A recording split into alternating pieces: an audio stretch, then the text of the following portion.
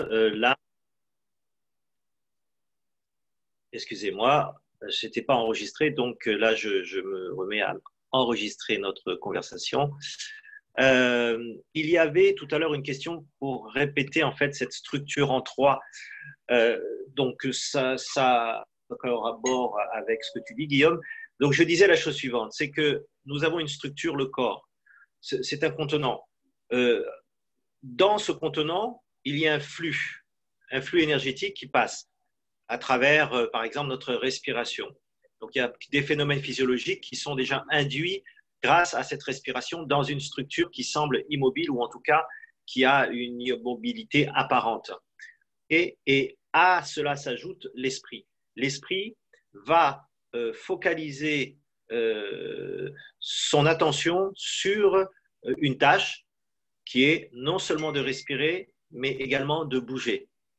Il y a deux tâches qui vont se rajouter dans une structure donnée, c'est-à-dire un écosystème énergétique à part entière. Et tout cela fait qu'il va se déclencher dans notre propre système énergétique, il va se déclencher des phénomènes qui sont des phénomènes comme tu disais tout à l'heure, Guillaume, des phénomènes de conscience altérée. Voilà. Et je trouve qu'il n'est pas nécessaire d'aller dans des drogues ou dans des trans pour arriver à cette expansion de conscience, à cette altération légère de notre conscience, pour pouvoir accéder à d'autres potentialités que le corps récèle. Parce que finalement, le but de l'hypnopsie, on pourrait le définir autrement, hein, le nom n'a pas été vraiment encore défini. Le but de ce travail, de cette collaboration que je fais avec Guillaume, c'est de pouvoir offrir en fait un panel d'outils qui vous permettent de donner du sens à chacun de vos gestes afin de pouvoir expanser non seulement la conscience, mais l'énergie du corps, afin de développer toutes ces potentialités et d'aller au-delà de ce que nous connaissons, c'est-à-dire simplement le confort et le bien-être de bouger. Voilà. Est-ce que, Guillaume, tu as quelque chose à rajouter par rapport à ça? Euh, J'aurais juste à rajouter quelque part le positionnement qu'on va prendre ici, Denis et moi. Euh, Denis expliquera les choses au travers d'une approche énergétique. De mon côté, je prendrai un autre versant pour quelque part rester sur ce versant occidental. Donc on aura toujours ces sortes de deux discours qui, je l'espère, vous permettront quelque part de piocher un petit peu par là et de piocher un petit peu par là pour vous faire votre propre compréhension de, de cette chose, de ce dont vers quoi nous aimerions vous amener, qui est cette compréhension. Puisque, effectivement, Denis a fondamentalement raison. L'important, quelque part, bien sûr, c'est de comprendre ce qu'on fait, mais c'est surtout de le vivre. Tous ceux qui, quelque part, ont voulu théoriser au maximum ces notions-là se perdent un petit peu parce que c'est l'expérience. C'est uniquement l'expérience qui, quelque part, compte et nous permet de comprendre fondamentalement ce dont nous parlons. Même si il est important, selon moi, euh, d'avoir au moins quelques bases pour satisfaire ce que j'appelle le facteur critique, qui a besoin un petit peu de comprendre, hein, une partie un petit peu plus, ce qu'on appelle le cerveau gauche, un peu plus rationnel, qu'il est important également de satisfaire pour que la partie droite, hein, l'hémisphère droit, même si ceci est schématique, puisse se mettre en place pour que l'imagination, la créativité, l'intuition puissent se développer. Donc, vous comprenez certainement que l'approche est innovante, innovante en deux sens, parce que il y a non seulement un travail dit corporel et énergétique, mais il y a un travail d'induction. Je crois qu'il faut retenir ce terme après notre intervention. Il y a un travail d'induction et c'est un terme que vous devez vous approprier. Induction veut dire que vous êtes vous-même en train de générer un champ d'énergie. On va parler d'énergie. Alors, c'est vaste, hein, un champ d'énergie, ok, mais vous comprendrez ce terme générique. Ce champ, c'est un champ des possibles.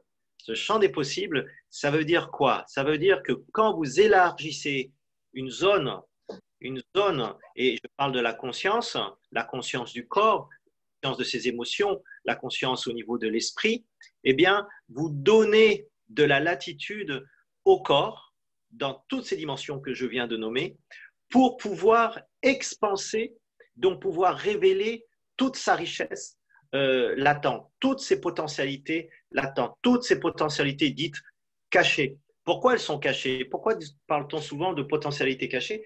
Parce que imaginez un peu que vous êtes à l'étroit. Aujourd'hui, nous sommes confinés. Certains n'ont pas la chance d'avoir de l'espace. Donc, dans un 18 mètres carrés, dans un studio ou même un peu plus, qu'importe finalement la dimension de l'espace dans lequel nous sommes, nous pouvons nous sentir complètement à l'étroit. Et on ne peut pas parler d'expansion.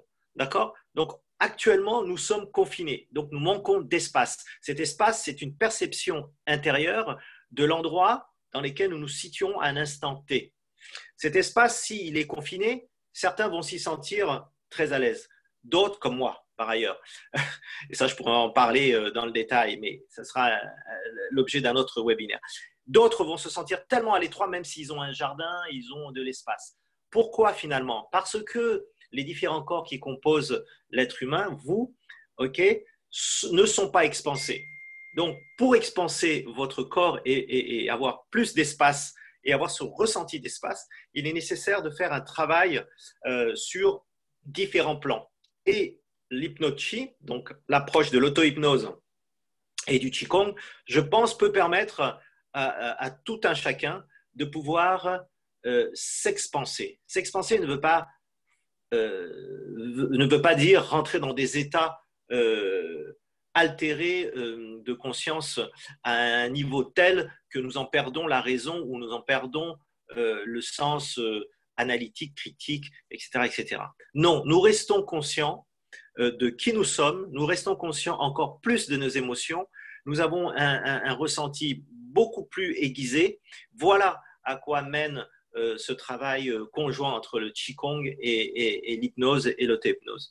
La finalité de ce travail, elle va mener à quoi? Je crois qu'il y a un travail pédagogique vis-à-vis de soi-même déjà, mais vis-à-vis des autres. Lorsque vous voulez transmettre quelque chose, je crois que ce travail peut servir, même si vous ne pratiquez pas le Qigong de manière assidue ou que vous n'en faites pas un travail régulier, vous pouvez utiliser ces méthodes pour pouvoir transmettre plus facilement quelque chose. Pourquoi est-ce qu'on transmet plus facilement? Parce que imaginez une ampoule qui a beaucoup plus de watts. Si vous avez 25 watts, ce n'est pas pareil que vous avez 100 watts. Si vous avez 100 watts, vous éclairez beaucoup plus. Donc, si vous éclairez beaucoup plus, les gens vont pouvoir mieux voir. Donc, il s'agit de mieux voir qui nous sommes, mais en même temps de partager ce mieux voir avec d'autres personnes. Qu'est-ce que tu en penses, Guillaume? Est-ce que tu as quelque chose à rajouter par rapport à ce que je viens de dire? Est-ce que ce côté poétique te parle aussi? Je parle aussi, j'ai juste été. Il y a ma fille qui vient d'entrer dans la pièce, donc j'ai été un Oui, peu perturbé. Oui, oui, c'est ça, Denis. On parle d'un élargissement du cadre de référence. Le Qigong, c'est ah, aussi cette notion, ou l'auto-hypnose, c'est de ramener le corps dans l'esprit. Comment euh, revenir dans ce que moi j'appelle un état génératif. Comment ouvrir effectivement le champ des possibles. Comment comprendre qu'il est relativement simple et le Qigong est un outil extraordinaire pour accéder à plus de ressources personnelles. Là, je tout à présente fait. ma fille qui passe derrière. Et toute mignonne. En tout cas, bon, c'était une capsule de 30 minutes. Eh bien, écoutez, on va terminer là. Il y aura une autre réunion webinaire avec Guillaume et moi-même. Regardez l'agenda, vous allez voir et inscrivez-vous d'avance. Nous vous remercions en tout cas d'avoir participé à ce webinaire sur le Covid-19. Si vous avez des questions, eh bien, adressez-les-moi. Oui, c'est trop court ce temps. Maintenant. Mais nous allons essayer de placer ça pendant 1 heure. Ce sera beaucoup plus facile pour vous pour avancer sur le sujet. Et nous allons vous proposer certains exercices la prochaine fois. Donc, ce sera un format d'1 heure la prochaine fois. Et nous allons continuer sur la lancée. Hein, préparez vos questions, envoyez-les nous et nous nous ferons un plaisir d'y répondre en live avec vous. Voilà, toutes vos suggestions sont bien évidemment les bienvenues. Merci à vous tous. Et puis, j'espère que vous avez eu un bon son parce qu'avec la saturation des réseaux à l'heure actuelle, eh bien, c'est pas évident. Merci en tout cas. Et puis, à très bientôt. Merci Guillaume. Hein, et puis, Merci mille fois. merci pour cette première à tous. Merci beaucoup. Je vous invite tout à l'heure à 17 heures. Je fais mon Qigong dans mon jardin et pas dans la forêt comme d'habitude par le confinement. Donc, je vous retrouverai pour le Qigong à 17 heures. Donc, merci à tous et puis à très bientôt. Au revoir, Merci. mademoiselle.